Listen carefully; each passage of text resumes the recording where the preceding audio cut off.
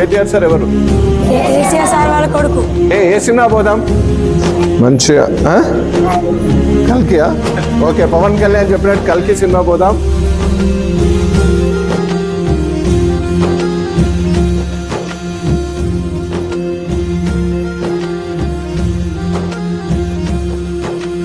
కేటీఆర్ గారి స్ఫూర్తితోటి gift a smile భాగంగా వారి జన్మదిన సందర్భంగా మేము ఆర్ఫన్స్ పిల్లలు వారు ఒక మాల్లో మాతో సినిమా చూడాలని అడిగారు.